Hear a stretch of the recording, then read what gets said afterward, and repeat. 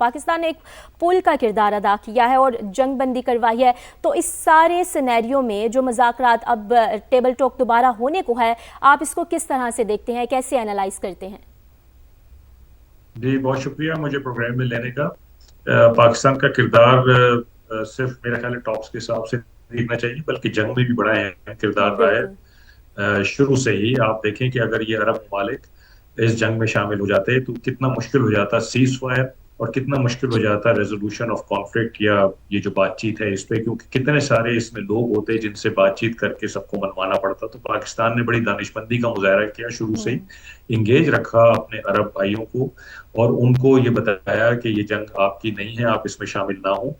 تو یہ پاکستان دور اندیشی دکھا رہا تھا اس وقت بھی، آج کے لیے، کہ اگر آج ہمیں ٹاکس کے لیے لوگوں کو راضی کرنا ہے، سیز فائر کے لیے راضی کرنا ہے، تو ہمارے اس جنگ میں کم سے کم لوگ شامل ہوں، جو فریقین ہیں صرف وہی ہوں، تاکہ ان کو ہینڈل ہم کر سکیں۔ تو پاکستان کی کامیابی تو وہاں سے شروع ہوتی ہے، پھر سیز فائر ہو گیا۔ آپ دیکھیے دنیا میں بہت سارے ممالک یہ کام نہیں کروا سکے، لیکن پاکستان کی وجہ سے ہو گیا۔ پھر پہلا راؤنڈ آف ٹاک بھی ہو گیا، جو کہ کتنا امپورٹنٹ ہے کہ 47 سال میں وہ دو ممالک جو ایک دوسرے سے نفرت کرتے رہے ہیں، ایک دوسرے کو اپنا دشمن تصور کرتے رہے ہیں اور پروجیکٹ کرتے رہے ہیں، اور 21 گھنٹے تک وہ اعلیٰ ترین سطح پہ بیٹھ کر بات چیت ایک دوسرے کے ساتھ کرتے رہے ہیں، تو یہ ایک بہت بڑا بریک تھرو ہے۔ اور پھر آپ دیکھیں کہ ابھی دوسرے راؤنڈ کے لیے بھی کچھ ہلچل شروع ہو گئی ہے۔ خبریں یہ ہیں کہ شاید ڈائریکٹ فیس ٹو فیس بات چیت نہ ہو، لیکن پھر بھی important one to one messaging ہے۔ اگر عباس عراقچی صاحب آئے ہیں اور آ کے پاکستانی حکام کو میسج دیتے ہیں، تو یہ ون ٹو ون میسیجنگ ہے، بجائے اس کے کہ ایمبیسیز کے تھرو یا کسی اور کے تھرو میسیجنگ ہوتی ہے، یہ ون ٹو ون میسیجنگ ہو رہی ہے۔ پھر یہ بھی خبر ہے کہ ایک ڈیلیگیشن امریکہ کا بھی شاید آج شام تک پہنچ جائے گا، تو وہ بھی ون ٹو ون میسیجنگ کے لیے آ رہے ہیں۔ اور اس معاملے میں اگر آپ دیکھیں تو پاکستان کی اہمیت بہت زیادہ اجاگر ہو رہی ہے۔ دونوں ایک دوسرے پہ ٹرسٹ نہیں کرتے، لیکن کتنی کمال کی بات ہے کہ دونوں پاکستان پہ کتنا ٹرسٹ کرتے ہیں، کہ چل کے خود پاکستان کے پاس آ رہے ہیں، پاکستان کی بات بھی سن رہے ہیں، پاکستان کی بات مان بھی رہے ہیں، سمجھ بالکل۔ بھی رہے ہیں۔ تو میرا خیال ہے کہ پاکستان بہت اچھی طرح اپنے کارڈز کھیل رہا ہے، بیلنس کر کے چل رہا ہے، اور انشاءاللہ مثبت اشارے مل رہے ہیں۔ انشاءاللہ وی آر ڈیفینیٹلی ہوپ فل۔ جمیل صاحب، آپ کی موجودگی کا فائدہ اٹھاتے ہوئے میں چاہوں گی تھوڑا سا آپ جو پاکستان کی سفارتی کوششیں رہی ہیں تھرو آؤٹ، اس کا تھوڑا سا ایک مفصل طور پر احاطہ کریں۔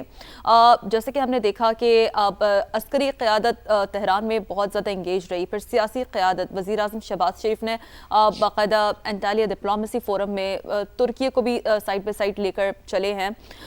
کتنا امپورٹنٹ آپ دیکھتے ہیں پاکستان کی جو سفارتی کوششیں رہی ہے؟ ظاہر ہے جو آج ہمیں ایک دکھ رہی ہے مذاکرات کی میز، وہ ایسے تو نہیں سچی ہے، ایک اس کے پیچھے ایک it's a history of efforts جو ہم نے دیکھا ہے کہ مسلسل پاکستان کی سیاسی اور عسکری قیادت دونوں نے مل کر یہ ہمیں ایک ہسٹورک لمحہ دنیا کے سامنے رکھنے میں بڑا اہم کردار ادا کیا۔ جمیل صاحب دیکھیں، اس میں سفارتکاری کا یہ بڑا انمول سا ایک نمونہ پیش کیا ہے پاکستان نے، اور یہ میں اس لیے انمول سا نمونہ کہہ رہا ہوں کہ اس کو ٹیکسٹ بکس میں پڑھایا جائے گا۔ یہ دنیا کا اس وقت دور حاضر میں سب سے کمپلیکس اور کمپلیکیٹڈ مسئلہ ہے، جس سے پوری دنیا درد میں مبتلا ہو گئی ہے، معیشت کے درد میں مبتلا ہو گئی ہے، پوری دنیا تذبذب میں آ گئی ہے کہ آگے کیا بنے گا، یہ تو ریسیشن میں چلے جائیں گے۔ 2020 میں اس قسم کا ریسیشن کا تخمینہ لگایا گیا تھا، جو اب لگایا جا رہا ہے کہ اس کے بعد، اور اندازہ ہونا چاہیے کہ 2020 میں جب تک ریسیشن آیا تھا تو کتنے لوگ فاقے سے مر گئے تھے۔ میں اس بات کو ادھر چھوڑتے ہوئے آ جاتا ہوں کہ پاکستان نے کیا ڈپلومیسی، اس میں کیا ڈپلومیٹک ٹریک استعمال کیا۔ میرا خیال ہے کہ کوئی پی سی آر سے آواز آ رہی ہے یا کہیں سے بہرحال تو وہ ہم چیک کروا لیتے ہیں۔ جی جمیل صاحب جی، تو ڈپلومیسی جو ہے پاکستان نے ٹریک اس میں استعمال کیا، اور بڑی ہی خوبصورت طریقے سے۔ کون سے پاکستان نے اس میں پہلے تو یہ ہے کہ کون کون سے ڈپلومیٹک ٹولز استعمال کیے، جو ڈپلومیٹک ٹولز اس میں استعمال کیے پاکستان نے، اس میں ملٹری ڈپلومیسی کا ایک بڑا ہی ایک ایسا سنگم بنایا جو کہ ٹریڈیشنل ڈپلومیسی کے ساتھ، جس میں کہ ایران میں جس چیز کی زیادہ ضرورت تھی اس پہ زیادہ ایمفیسائز کیا گیا، اور وہ تھا ملٹری ڈپلومیسی۔ اور ملٹری ڈپلومیسی हिस्ट्री में हमें सबकत दुनिया में पूरे में इस वक्त इसलिए हासिल है कि हमारे फील्ड मार्शल सैयद आसिम मुनीर साहब वो दो ऐसे कलीदी ओहदे पर रहे हैं जो कि DGMI और DGISI के तौर पर, जिनके के मैंडेट में ये शामिल है कि वो दूसरे मुल्कों में वो अपने हम मनसबों से राहो रस्म बरकरार रखें और वो अपने प्रोफेशनल म्यूचुअल इंटरेस्ट और म्यूचुअल रिस्पेक्ट में काम करते रहें। मेरा अपना मानना ये है और ये कुदरती अमल है कि इन मनसबों की वजह से फील्ड मार्शल जब आज इस मनसब पर हैं तो उन्हें पिछले मनसबों की वजह से उसका एक बहुत बड़ा एज है। उस एज की वजह से वो जिस रैंक और फाइल से जब चाहें बात करना चाहते हैं और जो जो जिस जिस तरीके से इरिटांट्स जैसे जैसे आते हैं इस दोनों मुल्कों के, यानी कि बहुत कॉम्प्लेक्स मामले में, तो उसमें उसको वो क्लैरिफिकेशन लेके और दूसरी पार्टी को और दूसरे मुल्क को बताते हैं, दूसरी साइड को बताते हैं, जिसकी वजह से आप देख रहे हैं कि ये मामला टूट फूट का शिकार नहीं हुआ। वरना जिस तरीके से बयानात अमेरिका से आ रहे थे उस तरीके से तो ये टूट फूट का शिकार हो जाता। अब तक ये पाकिस्तान ही इस वक्त पूरी दुनिया में वो मुल्क है जो उसने इसको संभाल के इस डिप्लोमेसी को आगे बढ़ा रहा है, इस मीडिएशन को आगे बढ़ा रहा है, और इस वक्त दुनिया के तमाम अखबारों के फ्रंट पेज और तमाम के तमाम टेलीविजन और स्क्रीन की जो है जीनत बना हुआ है। इसकी वजह ये है, पहली दफा पाकिस्तान की हिस्ट्री में आपने ये देखा होगा कि इतनी ज्यादा स्पॉटलाइट में पाकिस्तान है, एक मस्बत तरीके से पाकिस्तान है।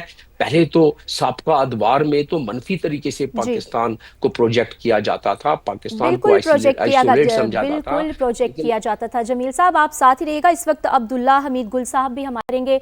बहुत शुक्रिया आपका समा को वक्त देने के लिए। अब्दुल्ला साहब, जिस तरह से आपने ये सारा सिनेरियो देखा, पाकिस्तान का किरदार देखा, पाकिस्तान ने जिस तरह से रेड लाइंस को कंट्रोल करने की पूरी कोशिश की और कामयाब भी हुआ, आपके नज़दीक अभी भी ऐसे कौन से चैलेंजेस हैं जिन पर ईरान और अमेरिका के दरमियान इख्तलाफात अभी भी बाकी हैं और इन चैलेंजेस को किस तरह से डील किया जा सकता है? बिस्मिल्लाहिर्रहमानिर्रहीम। बहुत बहुत शुक्रिया शीरीन और कैथरीन, आपका शुक्रिया, और एडमिरल साहब को, जमील साहब को अस्सलाम वालेकुम। जहाँ तक ताल्लुक है, चैलेंजेस तो बहुत सारे हैं। देखें, आज के चैलेंजेस नहीं हैं। सबसे बड़ा चैलेंज ये है कि इसराइल के लिए ईरान कितना बड़ा चैलेंज है, इसराइल के लिए पाकिस्तान कितना बड़ा चैलेंज है। एक ऐसे सूरत के अंदर जब पाकिस्तान का किरदार बढ़ रहा हो, ईरान एक नॉन न्यूक्लियर स्टेट हो के भी ये अपने आप को एक सुपर पावर के मुकाम पे, या मिडिल पावर जिसको पहले नहीं समझा जाता था, वो मिडिल पावर से अब उसको एलिवेट करके एक बड़े लेवल के ऊपर वो आ चुकी है। इसमें कोई दूसरी राय नहीं है। और मजीद अमेरिकन जराइद खुद लिख रहे हैं कि ये एक ऐसा मुल्क बनने जा रहा है जो न्यूक्लियर ना होते हुए भी एक सुपर पावर का दर्जा हासिल कर रहा है। तो इससे तो मतलब ये है कि एक सबसे बड़ा जो चैलेंज है वो अमेरिका के लिए ये है कि आप देखें कि जो एक पावर शिफ्ट हो रहा है, जो एक पेंडुलम ऑफ हिस्ट्री है, वो तब्दील हो रहा है। वो मगरिब से मशरिक की जानिब रवां तवा है, और ग्लोबल साउथ की जो पावर्स हैं वो इस तरफ झुक रही हैं और एक नया वर्ल्ड ऑर्डर लिखने जा रहा है। ऐसी सूरत के अंदर जाहिर है जो ताकत होती है, कोई भी ताकत होती है, वो अपना भरपूर ताकत का इस्तेमाल करना चाहती है। उसमें वो गैर जिम्मेदाराना रवैये भी इख्तियार करती है, उसमें वो तहजीब से मिटाने की धमकियां भी देती है, और उसमें माजी की तरह हिरोशिमा और नागासाकी भी हमने देखे हैं। लेकिन उन सब से हट के जब कौम खड़ी हो जाती है और उसके अंदर शऊर बेदार हो जाता है, उसके अंदर एक हिम्मत और हौसला जमा हो जाता है, तो फिर हम ये देखते हैं कि उनको हराया नहीं जा सकता।